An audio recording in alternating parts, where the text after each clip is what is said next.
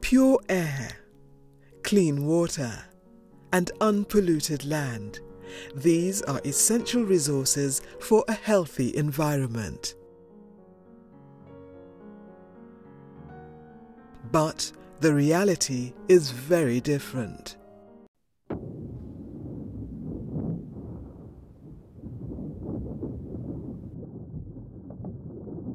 The rise of human settlements has been centuries in the making. Rural homesteads soon gave way to an increasingly urbanized world. A world where the growth of industries created an ever-increasing demand for resources. Most critically, societies all over the world went in search of wood, coal and oil to fuel the process of rapid urbanization and industrialization. Today, for the first time in human history, over half of humanity live in urban areas. This figure is set to rise dramatically within the next few decades. While cities and towns can be centers of excellence and creativity, they are also enormous consumers of energy and resources. In fact, the ecological footprint of cities is growing exponentially. While the modern urban era provides many conveniences, rapid urbanization has had a significant environmental impact on a scale that has resulted in irreversible changes to the natural environment. There is increased and continual burning of fossil fuels to feed the incessant economic and physical growth of cities. This has resulted in a permanent haze of air pollution.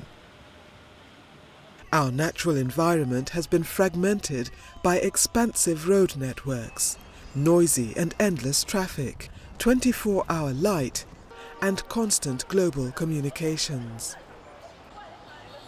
Such growth is unsustainable and has led to a number of environmental challenges. A significant proportion of greenhouse gas emissions that cause global warming come from urban areas. However, such emissions are not equally distributed amongst cities. The cities in developed countries emit more than 6 times as much carbon dioxide per capita than citizens of the developing world, but the impacts are disproportionately distributed. The effects of climate change serve to remind us that we are part of an ecologically interdependent human community.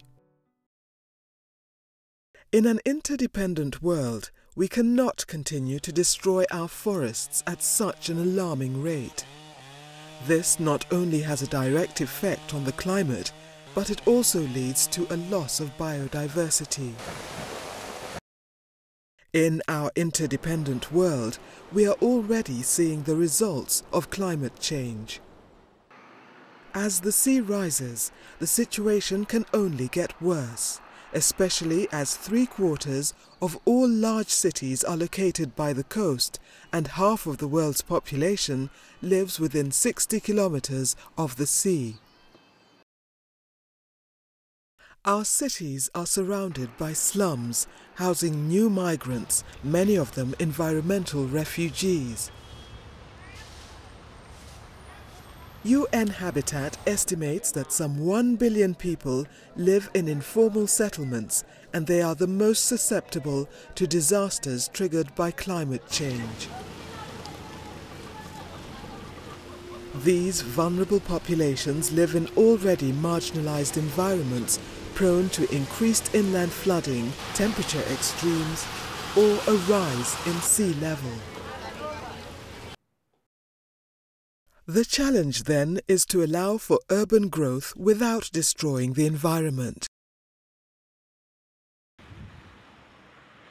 Cities can reduce their contribution to global warming and enhance their responsiveness to climate change.